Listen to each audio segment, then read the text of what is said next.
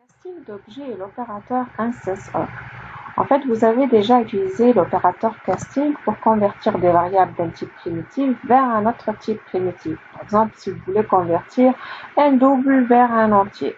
De même, on peut l'utiliser pour convertir un objet d'une classe vers une autre classe, selon, bien sûr, en respectant la hiérarchie d'héritage. Donc, on va commencer par vous expliquer la conversion d'une sous-classe vers un objet de sa superclasse, puis on va faire l'inverse. Donc ici, on va reprendre l'exemple de cercle et forme. Cercle hérite de forme, la superclasse c'est forme, la sous-classe c'est cercle. Donc on va faire le casting dans cette direction-là. Donc on déclare un objet maForm de la classe forme, monCercle de la classe cercle. On va essayer d'affecter monCercle à l'objet maForm. Donc, comme vous voyez ici, on peut le faire directement. C'est ce qu'on appelle la conversion implicite ou le casting implicite. On n'a pas besoin d'utiliser l'opérateur de casting comme ici. Donc, maintenant, pour faire le casting inverse, c'est-à-dire on va essayer de convertir un objet de la superclasse en un objet de la sous-classe. Donc, ici, il faut utiliser le casting explicite, c'est-à-dire il faut vraiment mettre l'opérateur de casting, comme vous voyez ici. Donc, on veut affecter à un objet de la classe monCercle un objet de la classe forme. Donc, pour faire ceci, il faut mettre entre parenthèses cercle ici. C'est le type de l'objet qui est à gauche de l'affectation. Donc, si on veut faire une conversion dans cette direction-là, de la superclasse vers la sous-classe, il faut mettre entre parenthèses à droite de l'affectation le type de la classe qui est à gauche de l'opérateur de l'affectation. Donc, pour que le casting soit réussi, c'est mieux de vérifier si l'objet maForm est un cercle. Sinon, ça va générer une erreur lors de l'exécution. Comment on peut faire ça? On peut faire ça en utilisant l'opérateur instance_of. Il permet de vérifier si un objet non-objet est une instance de la classe non-classe. Donc, exemple. On va reprendre notre exemple de cercle et forme. Donc, si on veut vérifier que l'objet maForm est un cercle, on écrit maForm instance_of cercle. Et puis, donc, si c'est oui, là, si c'est vrai, si ça retourne vrai, donc ça veut dire que maForm est une instance de cercle. Là, on peut faire la conversion explicite. Donc, on peut convertir maForm en un objet de la classe cercle avec la conversion explicite. Maintenant, je vais vous expliquer deux exemples supplémentaires de comment utiliser la conversion implicite et explicite et l'opérateur instance_of. Donc, on va reprendre l'exemple qu'on a utilisé dans ce cours-là et je vais juste le modifier un peu. Donc, la méthode main, donc, elle déclare deux objets, forme 1 et forme 2. Forme 1 fait référence à un objet de la classe cercle, forme 2 fait référence à un objet de la classe cylindre. Donc, on appelle la méthode afficher forme et on passe en paramètre forme 1. Et ici, on appelle afficher forme et on passe par paramètre forme 2. Donc, la méthode afficher forme, elle est implémentée juste en bas, comme vous voyez. Donc, elle commence par appeler la méthode desc, qui va afficher une description de l'objet. Ensuite, on veut afficher la surface et le volume si c'est un cylindre. Et on veut afficher la surface et le périmètre si c'est un objet de la classe cercle. Donc, pour faire cette vérification-là, on appelle le instance_of pour vérifier si l'objet est un cylindre. Donc, si c'est un cylindre, on va afficher la surface de la cylindre et le volume. La méthode volume, elle est implémentée seulement dans les objets de type cylindre. Donc, c'est pour cela que c'est important de vérifier si l'objet est de la classe cylindre. Sinon, lors de l'exécution, ça va générer une erreur.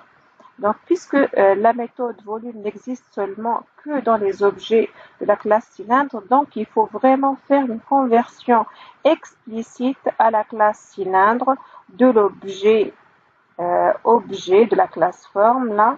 Sinon, il y aura une erreur à la compilation parce que volume n'existe pas dans la classe forme. Il faut nécessairement faire une conversion explicite. Comme ça, à la compilation, il ne va pas aller chercher si volume existe dans forme, mais il va vérifier s'il existe dans la classe cylindre. Donc, c'est vraiment essentiel. Donc ensuite, si objet n'est pas de la classe cylindre, il va tester si c'est de la classe cercle. S'il est de la classe cercle, il va appeler la méthode surface et la méthode périmètre. Donc là, c'est le polymorphisme tout à fait classique. Donc il va aller chercher la méthode surface qui est implémentée dans la classe cercle. Ensuite, le deuxième exemple. Donc ici, on va déclarer deux références à la classe cercle et deux objets de la classe cylindre. Donc ref cercle et mon cercle, ref cylindre et mon cylindre. Donc on va initialiser mon cercle avec une instance de la classe cercle et mon cylindre avec une instance de la classe cylindre. Ensuite, on affiche les adresses ou les références de l'objet mon cercle et mon cylindre. Donc, quand vous voyez la trace d'exécution, elle affiche bien l'adresse de chaque objet.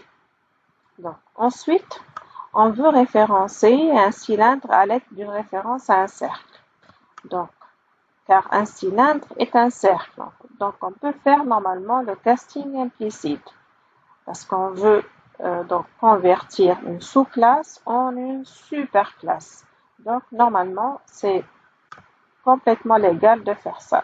Donc, on prend la référence de la cylindre et on l'affecte à un objet de type cercle.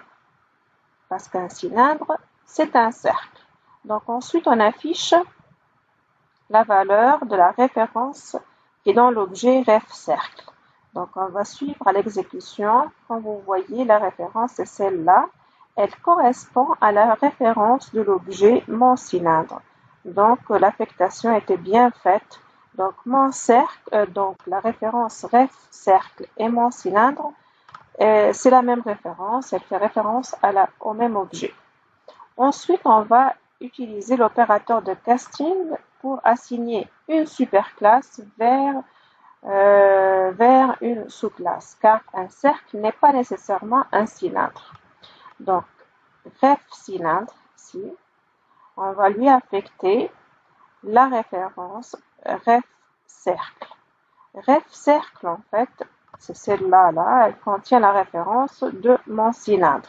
Mais on va faire le casting explicite dans ce cas-là, parce que ref cercle, son type, c'est cercle. C'est la superclasse. Et ici, cylindre, c'est une référence vers la classe cylindre. C'est une sous-classe. Donc, nécessairement, il faut faire le casting explicite pour que ça compile. Donc, on va regarder maintenant le résultat de l'exécution. Donc, ici, donc le résultat de ce système.out.println est celui-là. Donc, on regarde la référence qui est dans l'objet ref cylindre. C'est celle-là. Donc, ça correspond à la référence de ref cercle qui est celle-là. Okay? C'est la même chose. Donc, maintenant, on va faire une tentative de référer à un objet cercle à l'aide d'une référence sur un cylindre. Donc l'instruction qu'on veut faire, elle est ici. Ref cylindre égale mon cercle. Ref cylindre, c'est un objet de type cylindre. Et on veut lui affecter une référence à un objet de la classe cercle. Est-ce que c'est possible? Oui ou non?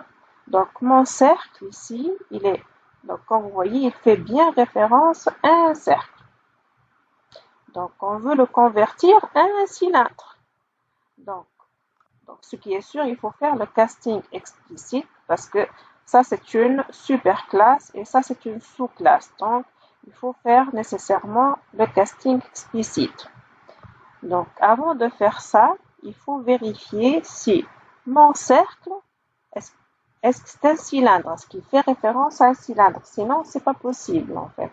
On n'a pas le droit de le faire. Donc, pour faire cette vérification-là, on va utiliser instance of. Opérateur instance of. Donc, mon cercle, est-ce que c'est une instance de la classe cylindre?